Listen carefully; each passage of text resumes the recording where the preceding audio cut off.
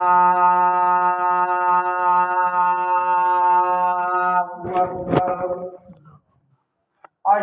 أن لا إله إلا الله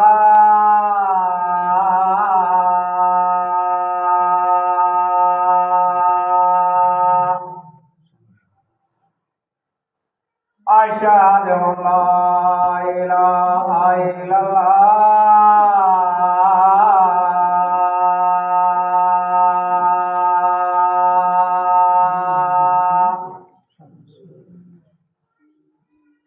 أشهد أن محمدا رسول الله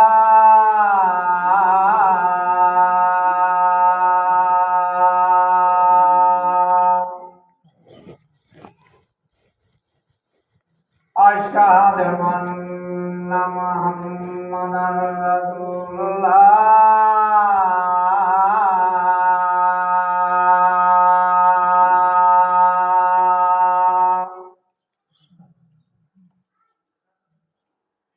حي على الصلاة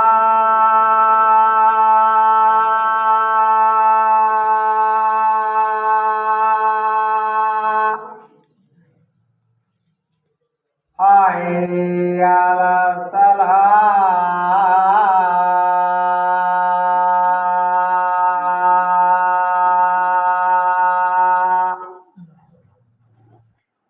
حي على الفلاح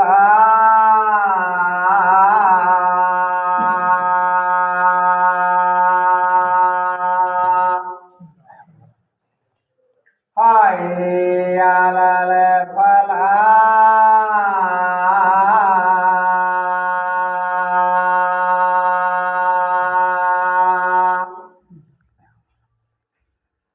الله أكبر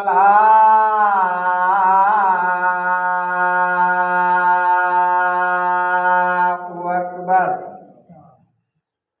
لا إله إلا الله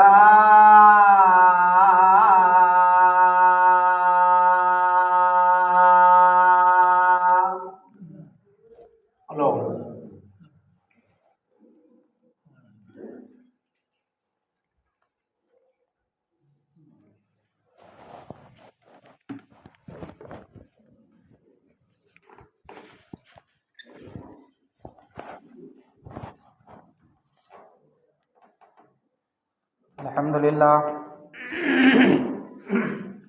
الحمد لله نحمده ونستعينه ونستغفره ونعوذ بالله من شرور أنفسنا ومن سيئات أعمالنا من يهده الله فلا مضل له ومن يضلل فلا هادي له وأشهد أن لا إله إلا الله وحده لا شريك له وأشهد أن محمدا عبده ورسوله أرسله بالحق بشيرا ونذيرا أما بعد فإن خير الحديث كتاب الله وخير الهدي هدي محمد صلى الله عليه وسلم وشر الأمور محدثاتها وكل محدثة بدعة وكل بدعة ضلالة وكل ضلالة في النار فأعوذ بالله من الشيطان الرجيم بسم الله الرحمن الرحيم قاف والقرآن المجيد بل عجبوا أن جاءهم منذر منهم فقال الكافرون هذا شيء عجيب أإذا متنا وكنا ترابا ذلك رجع بعيد قد علمنا ما تنقص الأرض منهم وعندنا كتاب حفيظ بل كذبوا بالحق لما جاءهم فهم في أمر مريج أفلم ينظروا إلى السماء فوقهم كيف بنيناها وزيناها وما لها من فروج والأرض مددناها وألقينا فيها رواسي وأنبتنا فيها من كل زوج بهيج تبصرة وذكرى لكل عبد منيب ونزلنا من السماء ماء مباركا فأنبتنا به جنات وحب الحصيد والنخل باسقات لها طلع نضيد ورزقا للعباد وأحيينا به بلدة ميتا كذلك الخروج كذبت قبلهم قوم نوح وأصحاب الرس وثمود وعاد وفرعون وإخوان لوط وأصحاب الأيكة وقوم تبع كل كذب الرسل فحق وعيد أفعينا بالخلق الأول بل هم في لبس من خلق جديد فأعوذ بالله من الشيطان الرجيم بسم الله الرحمن الرحيم وما أرسلناك إلا رحمة للعالمين وقال تعالى في موضع آخر فبما رحمة من الله لنت لهم ولو كنت فظا غليظ القلب لانفضوا من حولك. سامعین کرام، اسلامی بھائیوں، عزیز بچوں، کل تعریف اللہ کی ذات کے لیے ہے جس کے ہم سب بندے ہیں. بعد ہو درود و سلام ہو اللہ کے آخری حبیب محمد عربی صلی اللہ علیہ وسلم کی ساتھ آپ کے آل اور آپ کے اصحاب اور آپ کے ازواج کے لیے کہ جن کی کوششوں کی بدولت ہمیں اور آپ کو اسلام ملا. سامعین کرام، اسلام اس دھرتی کا سب سے اچھا اور سب سے سچا اور سب سے بہترین اور سب سے پاکیزہ مذہب ہے. جو مذہب سب سے پاکیزہ ہے، جو مذہب سب سے پیارا ہے، جو مذہب سب سے اچھا ہے، آپ کو اور ہم سب کو یہ بات سمجھ لینا چاہیے کہ جب وہ مذہب اچھا ہے تو اس کے ماننے والے بھی اللہ رب العالمین کے جناب میں اچھے ہوں گے. اب یہیں پر ایک اور چیز کہ مذہب اچھا، ماننے والے اچھے، کیا صرف اس مذہب کو اپنا لینا ہی ہماری اچھائی کی سب سے عظیم دلیل ہے یا اس کے کچھ اور تقاضے ہیں؟ اسلام کچھ اور چاہتا ہے، کیونکہ لا الہ الا اللہ کا کلمہ پڑھنے والے افراد اس دھرتی کے اندر بہت سارے ہیں. لوگ مختلف فرقوں میں بٹ گئے، مختلف جماعتوں میں بٹ گئے، مختلف ٹولیوں میں بٹ گئے اور مختلف طرح سے اسلام کے بعض اصولوں کو مانا اور بعض سے انحراف کرنے لگے. تو مذہب اسلام کو ماننے میں تو وہ بھی کسی نہ کسی حد تک اپنے آپ کو اسلام کا متبع اور پرچارک کہہ سکتے ہیں، یعنی وہ کسی نہ کسی طرح سے اسلام والا، اسلام کا متوالا، اسلام کا ماننے والا اپنے آپ کو کہہ رہا ہے. اب یہاں آپ کے ذہن میں شبہ پیدا ہوتا ہے اور ہونا بھی چاہیے، اور اگر شبہ پیدا ہوتا ہے تو یہ سمجھیے کہ آپ سمجھ نہیں رہے ہیں یا آپ سمجھنا نہیں چاہتے ہیں. جب سارے کے سارے لوگ اپنے آپ کو مسلمان کہتے ہیں اور اللہ کا کلمہ پڑھتے ہیں تو کیا سب برحق ہیں؟ سب سچے ہیں؟ رسول کی تعلیمات، اللہ رب العالمین کی تعلیمات یہی تھی کہ بس لا الہ الا اللہ کہہ لو کامیابی مل جائے گی، کافی ہو جائے گا؟ نہیں، ہرگز نہیں. لا الہ الا اللہ کے تقاضے ہیں، لا الہ الا اللہ کے شروط ہیں. لا الہ الا اللہ کے معنی اور مفہوم کو اپنے سینے کے اندر، اپنے دل کے اندر، اپنے دماغ کے نہا خانے میں رچانا اور بسانا ہوگا، اور پھر اپنے عمل سے، اپنے کردار سے یہ باور کرانا ہوگا یقیناً ہم مسلمان ہیں. تب ہم مسلمان ہیں، تب ہم کہہ سکتے ہیں کہ ہاں ہم مسلمان ہیں. رسول اکرم صلی اللہ علیہ وسلم کا معاملہ، اللہ رب العالمین نے آپ کو دونوں جہان کے لیے رحمت بنا کر کے بھیجا، اس دنیاوی زندگی کے لیے بھی رحمت اور اس اخروی زندگی کے لیے بھی رحمت. اللہ رب العالمین نے فرمایا وما ارسلناک الا رحمتا للعالمین. پیارے رب کا پیارا فرمان ہے کہ اے نبی، میں نے آپ کو دونوں جہان کے لیے رحمت بنا کر کے بھیجا ہے. یعنی رسول کی ذات، رسول کی آمد، رسول کا اسلام لانا اور اسلامی تعلیم کو عام کرنا، یہ سب کی سب رحمت ہے.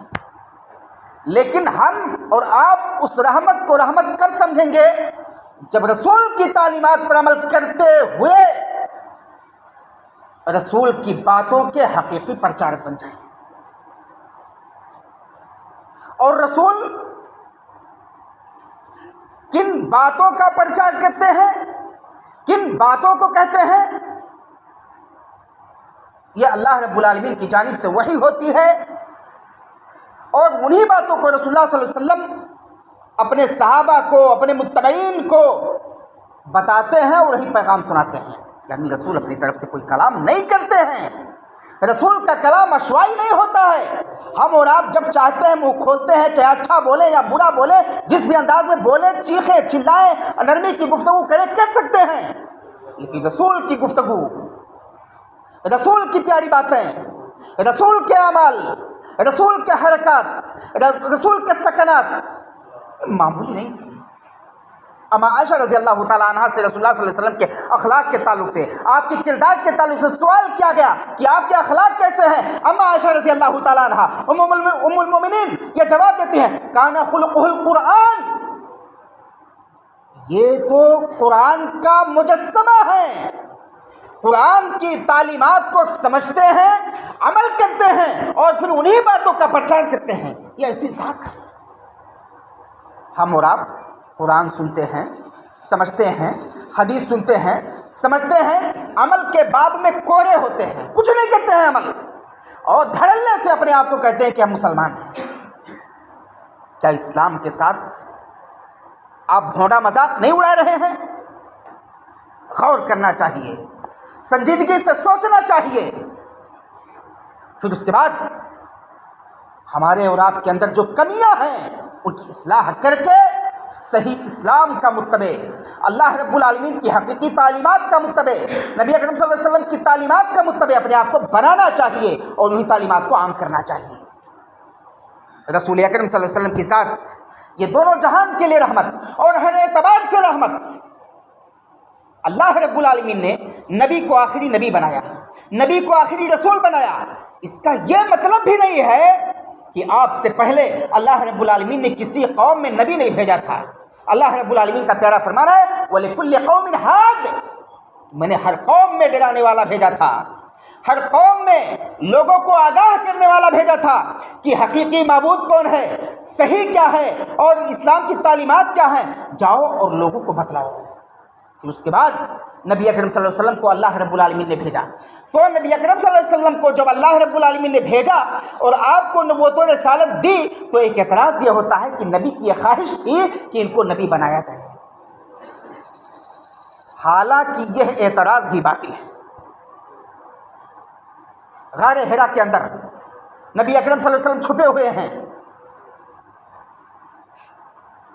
قرآن کی ابتدائی آیات نازل ہوتی ہیں، اقرأ بسم ربک الذی خلق، خلق الانسان من علق. یہ چند آیتیں نازل ہوتی ہیں، دوڑے آتے ہیں گھر پر. اما خدیجہ رضی اللہ تعالیٰ عنہ سے کہتے ہیں کہ مجھ پر دہشت تاری ہے، زملونی زملونی، مجھے چادر اڑا دو. پسینے میں شرابور ہیں، خوف و دہشت کے شکار ہیں، پریشان ہیں، متعجب ہیں، حیرت میں ڈوبے ہوئے ہیں کہ یہ مجھ پر کیا کیفیت تاری ہے. اما خدیجہ رضی اللہ تعالیٰ عنہ کہتی ہیں کہ سنو، آپ کی ذات یہ معمولی ذات نہیں ہے، آپ معمولی انسان نہیں ہیں. آپ کا معاملہ ہے کہ آپ غریبوں کی خبرگیری کرتے ہیں، یتیموں کے ملجا اور ماوا ہیں، یتیموں کا سہارا بنتے ہیں، مسکینوں پر خرچ کرتے ہیں. صدقات و خیرات میں آپ کی کوئی مثال نہیں ہے. اللہ رب العالمین اس طرح سے ایسے نیک آدمی کو برباد نہیں کر سکتا ہے. نبی اکرم صلی اللہ علیہ وسلم پریشان ہے. اما خدیجہ رضی اللہ تعالیٰ عنہ آپ صلی اللہ علیہ وسلم کو لے کر کے اپنے چچازاد بھائی ورقہ بن نوفل کے پاس جاتی ہیں اور کہتی ہیں کہ یہ ہمارے شوہر نامدار ہیں، ان کی کیفیت کچھ اس طرح سے ہے، معاملات کیا ہیں، میں سمجھنے سے عاجز اور قاصر ہوں، کوئی حل بتلائیے. ورقہ بن نوفل یہ نبی اکرم صلی اللہ علیہ وسلم سے عمر میں بہت سارے سال بڑے تھے، کئی سال بڑے تھے.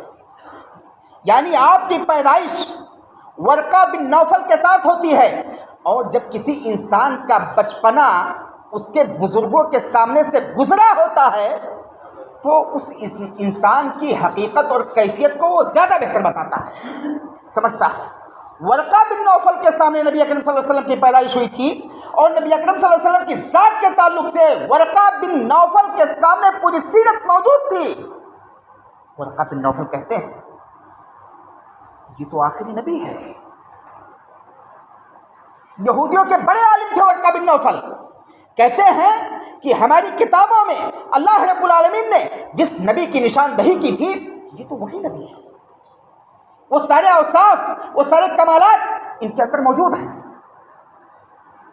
اللہ کا پیغام آ رہا ہوگا ان کے پاس، اس وجہ سے ان کی کیفیت ایسی ہے۔ پھر اس کے بعد نبی اکرم صلی اللہ علیہ وسلم کو نبوت و رسالت عطا کی گئی، اور آپ نے جب دعوت کے پیغام کو عام کیا تو نبی اکرم صلی اللہ علیہ وسلم نے اپنے قبیلے کے بہت سارے معزز افراد کے نام کو لے لے کر کے پکارا۔ نبی اکرم صلی اللہ علیہ وسلم نے سب کے نام کو لے کر کے پکارا، اور اللہ رب العالمین کی جانب سے آیت نازل ہوئی کہ وانذر عشیرتک الاقربین، کہ محمد اپنے قرابت داروں کو، اپنے رشتہ داروں کو، اپنے خاندان والوں کو، اپنے قبیلے والوں کو، اپنے معاشرے کے لوگوں کو، اپنے سوسائٹی میں بسنے والے انسانوں کو تم میرے پیغام سے بہراور کرو، میرے پیغام کو سناؤ، میرے پیغام کو ان کے درمیان عام کرو، میری تعلیمات کو انہیں سناؤ، سمجھاؤ، اور میری جانب بلاؤ، اور میرے جو عقاب ہیں، میری جو سزائیں ہیں، جو غلط انسانوں پر طاری ہوں گی ان سے ان کو آگاہ کرو۔ تب نبی اکرم صلی اللہ علیہ وسلم کا معاملہ کیا ہوا؟ خاندان کے بزرگوں کا نام لے لے کر کے آپ بلا رہے ہیں، اے بنی عبد المطلب، اے بنی عباس، اپنی چچی کو مخاطب کرتے ہیں اور کہتے ہیں اے میری چچی، اپنی بیٹی کو مخاطب کرتے ہیں، کہتے ہیں اے فاطمہ بنت محمد، دنیا کے اندر جو کچھ تم لوگ مانگنا چاہو مجھ سے مانگ لو، آخرت میں تمہارے کوئی کام نہیں آ سکتا۔ دنیا ہے، دنیا کے اندر میرے پاس جو کچھ ہے ان میں سے کچھ مانگو میں تم کو عطا کر دوں گا، لیکن تم لوگ آخرت میں مجھ سے کسی چیز کا سوال کرو گی میں وہاں کچھ نہیں دے سکتا ہوں۔ بزرگوں کو مخاطب کر کے بلایا، اس کے بعد صفا پہاڑی پر چڑھے اور کہا یا صباحا، یا صباحا، اور وہاں بھی نبی اکرم صلی اللہ علیہ وسلم نے قریش کے بڑے بڑے معزز افراد کے لوگوں کو پکارا اور بلایا کہ آؤ اسلام کی طرف، آؤ اللہ کے پیغام کی طرف۔ جب لوگ آئے اور بعض قبیلے کے لوگ جب نہیں آئے، سردار نہیں آئے، تو ان لوگوں نے کیا کیا؟ اپنا قاصد بنا کر کے بھیج دیا، اپنا ایلچی بنا کر کے بھیج دیا، اپنی طرف سے کسی کو نامزد کر دیا کہ آپ جاؤ اور ہم لوگوں کی طرف سے وکالت کرو، اس کے پیغام کو سنو۔ نبی اکرم صلی اللہ علیہ وسلم نے کہا کہ اگر میں آپ لوگوں کو خبر دوں کہ اس پہاڑی کے پیچھے کوئی لشکر ہے جو آپ کو تہہ تیگ کرنا چاہتا ہے، جو آپ کو برباد کرنا چاہتا ہے، جو آپ کو خاک میں ملانا چاہتا ہے، تو کیا تم لوگ میری باتوں پر یقین کرو گے؟ آپ کی نبوت کا اقرار نہیں کر رہے ہیں، لیکن نبی اکرم صلی اللہ علیہ وسلم جب اس بات کو ان کے سامنے رکھ رہے ہیں کہ کیا اقرار کرو گے، تو سب کے سب یہ جواب دیتے ہیں کہ ما جربناکم الا صدقا، آپ ایسی بات کہہ رہے ہو، ہم نے آپ کو بڑے موقعوں پر آزمایا ہے اور ہم نے ہر موقع سے آپ کو سچا پایا ہے، تو میں ضرور یقین کروں گا کہ ہاں ایسا کوئی معاملہ ہو سکتا ہے۔ آپ نے کیا کہا؟ آؤ ایک اللہ کی طرف، آؤ ایک کتاب کی طرف، آؤ میری دعوت کو قبول کرو۔ لوگوں نے کہا ارے تم اسی لیے بلائے تھے؟ انکار کر دیا،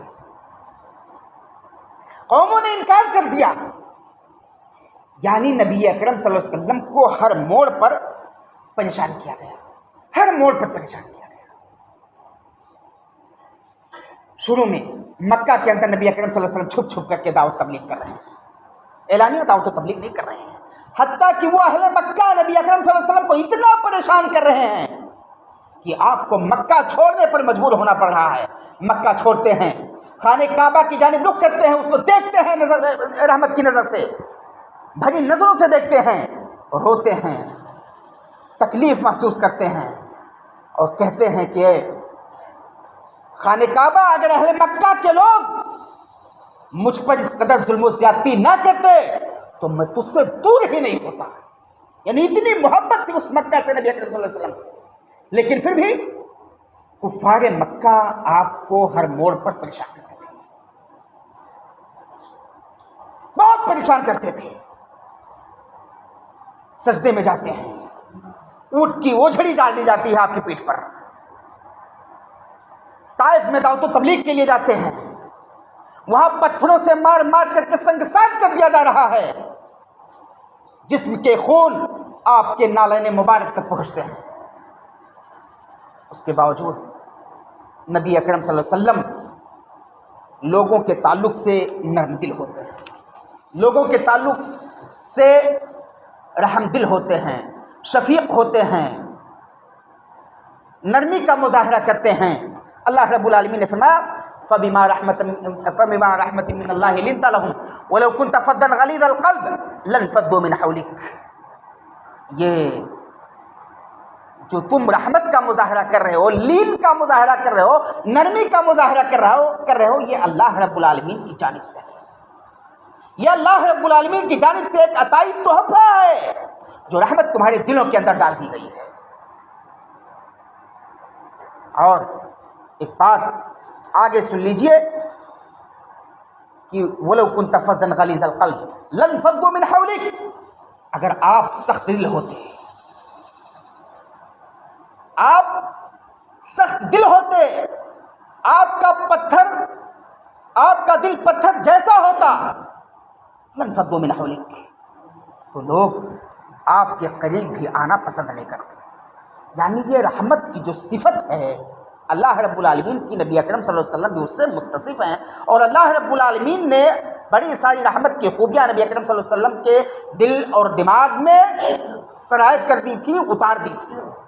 یہ اللہ رب العالمین کا سب سے عظیم تحفہ تھا نبی اکرم صلی اللہ علیہ وسلم کے تعلق سے۔ نبی اکرم صلی اللہ علیہ وسلم کا معاملہ ہے کہ آپ صلی اللہ علیہ وسلم جب راستے سے گزر رہے ہوتے، ایک بوڑھی عورت جو آپ کے راستے میں گندگیاں ڈال دیتی تھی، کچڑے ڈال دیتی تھی۔ عورتیں ہوتی ہیں نا، گھر بہارتی ہیں، اور جو اسیارہ ہوتا ہے اس کو کہیں پھینک دیتی ہیں، تو وہ عورت کیا کرتی تھی؟ نبی اکرم صلی اللہ علیہ وسلم کے راستے میں ڈالتی تھی۔ اور بڑی ساری چیزیں گندی جو ہوتی تھیں آپ کے راستے میں پھینکتی تھی۔ ایک بار وہ عورت بیمار ہوتی ہے، نبی اکرم صلی اللہ علیہ وسلم کا اس راستے سے گزر ہوتا ہے، دیکھتے ہیں راستہ بڑا صاف ستھرا ہے، وہ بڑھیا جو میرے راستے میں کوڑے اور گندگیاں ڈالتی تھی، اس کا کیا معاملہ ہے، وہ کہاں ہے؟ آپ خود پتہ کرنے لگتے ہیں، پتہ چلتا ہے کہ وہ بوڑھی عورت بیمار ہو گئی، پریشان حال ہے۔ نبی اکرم صلی اللہ علیہ وسلم اس کی تیمارداری کرنے کے لیے اس کے گھر پہنچتے ہیں۔ یہ رحمت کی عظیم دلیل ہے۔ ایسے ہی نبی اکرم صلی اللہ علیہ وسلم نے جب مکہ فتح کیا اور مکہ کے اندر جب داخل ہونے لگے، تو جو مشرکین کے بڑے بڑے سردار تھے وہ لرز اٹھے، خوف و دہشت کے شکار ہو گئے کہ اب وہ مکہ فتح کر چکے ہیں، ان کا لشکر بڑا ہے اور وہ ہم لوگوں کو جیسے چاہیں گے ویسے پیٹ ڈالیں گے، مٹی میں ملا دیں گے۔ نبی اکرم صلی اللہ علیہ وسلم کی رحمت دیکھیے، آپ کہتے ہیں لا تثریب علیکم اليوم، آج کے دن سب کے سب آزاد ہو، جیسے بھی کرتوت آپ لوگوں کے رہے ہوں، آج کے دن کسی سے کوئی بدلہ نہیں لیا جائے گا۔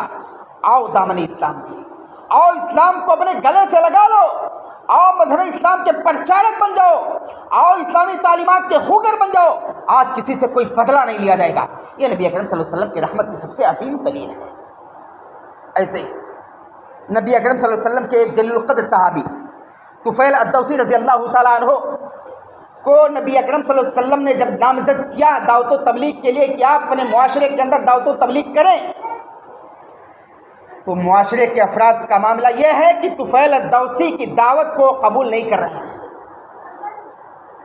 جلیل القدر صحابی اللہ اس کے رسول کے پیغام کو عام کر رہے ہیں، معاشرے کے افراد ان کی دعوت کو ٹھکرا رہے ہیں، دھتکار رہے ہیں۔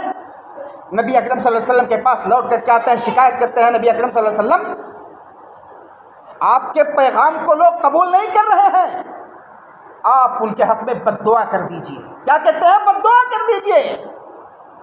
یہ اللہ قوم، یہ جاہل قوم آپ کی دعوت کو قبول نہیں کر رہے ہیں، آپ کی باتوں کو ٹھکرا رہے ہیں۔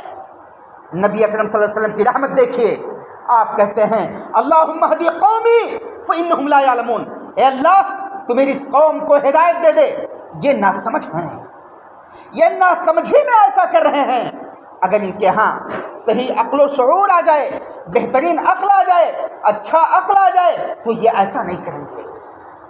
گویا نبی اکرم صلی اللہ علیہ وسلم کی ذات یہ رحمت کے غائب درجے سے متصف تھی، اور اللہ رب العالمین نے صفت رحمت آپ کے دل میں کوٹ کوٹ کر کے ڈال دیا تھا، اور ہر موڑ پر آپ اپنے چھوٹوں کے ساتھ رحمت کرتے تھے، رحمت کا برتاؤ کرتے تھے، شفقت کا برتاؤ کرتے تھے، بڑوں سے بھی جب ملتے تھے تو خندہ پیشانی کے ساتھ ملاقات کرتے تھے۔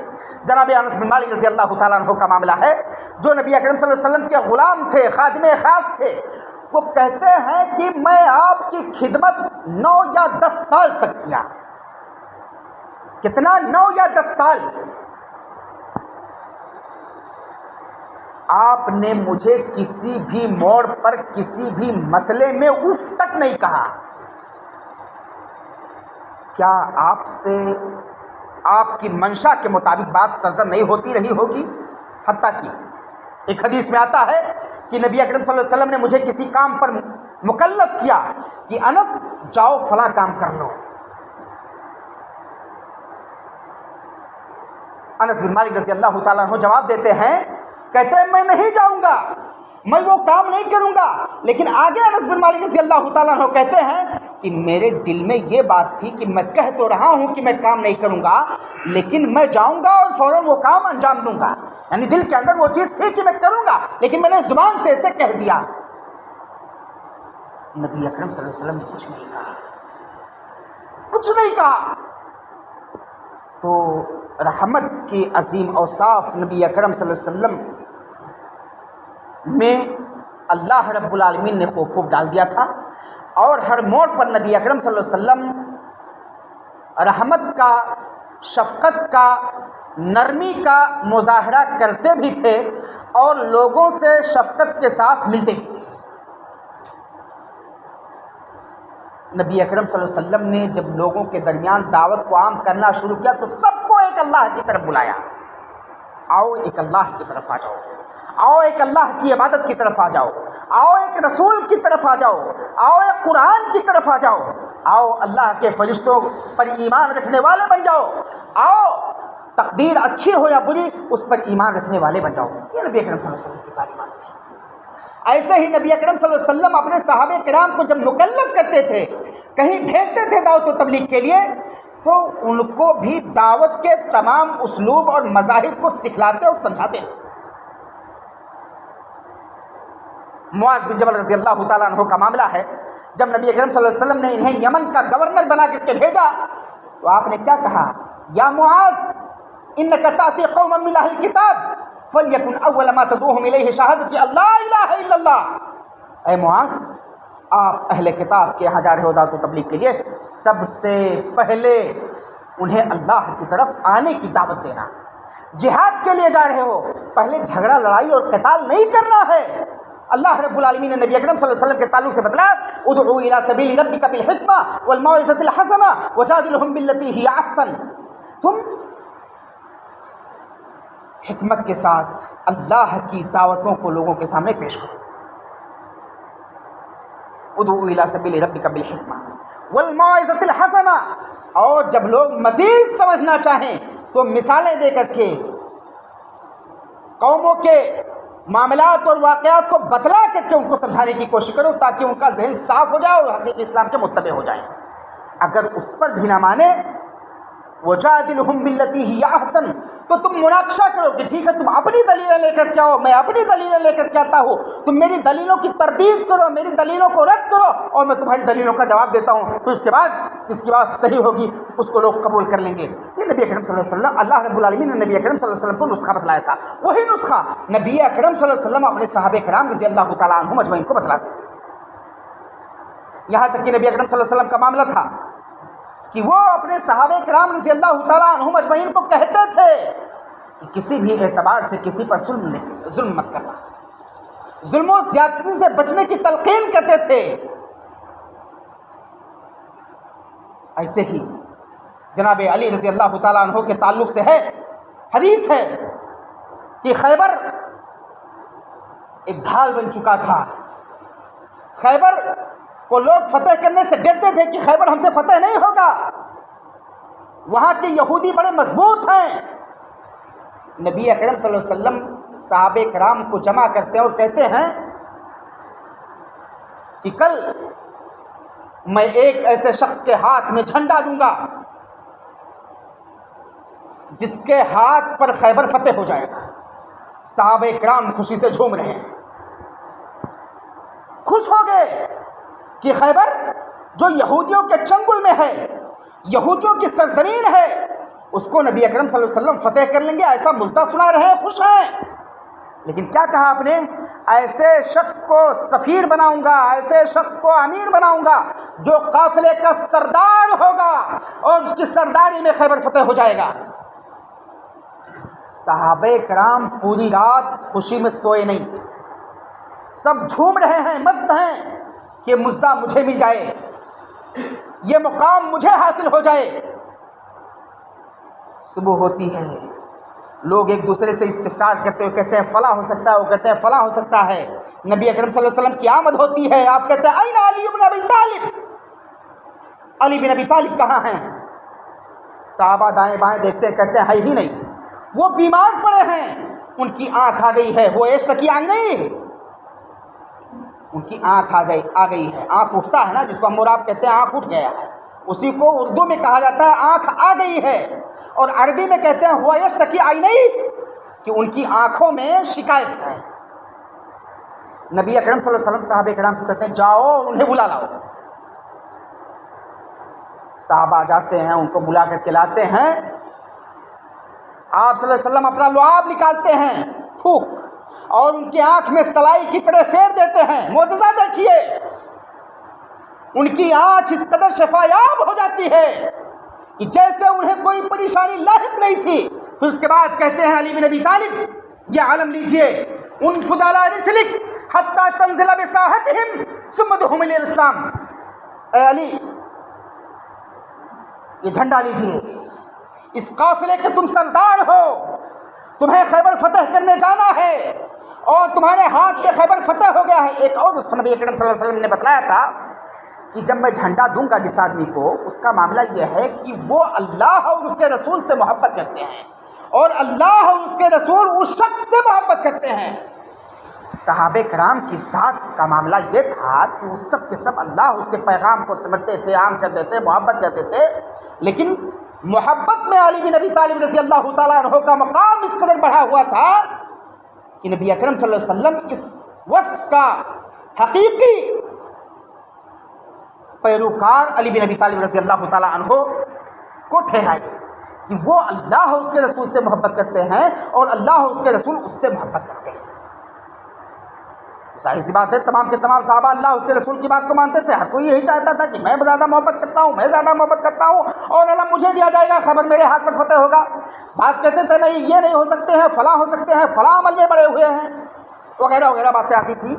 نبی اکرم صلی اللہ علیہ وسلم نے جب علی بن ابی طالب رضی اللہ تعالیٰ عنہ کو علم دیا، جھنڈا دیا، تو وہاں بھی توجیہ کی اور کہا انفض علی رسلک، اے علی بن ابی طالب، قافلے کے سردار بن کر کے جا رہے ہو، خیبر فتح کرنے کے لیے جا رہے ہو، آرام سے جانا، نرمی کی چال چلتے ہوئے جانا، اکڑتے ہوئے، توڑتے ہوئے، غرور و گھمنڈ میں مبتلا ہو کر کے تم سفر مت کرنا، بہت آرام سے معتدل چال چلتے ہوئے جانا۔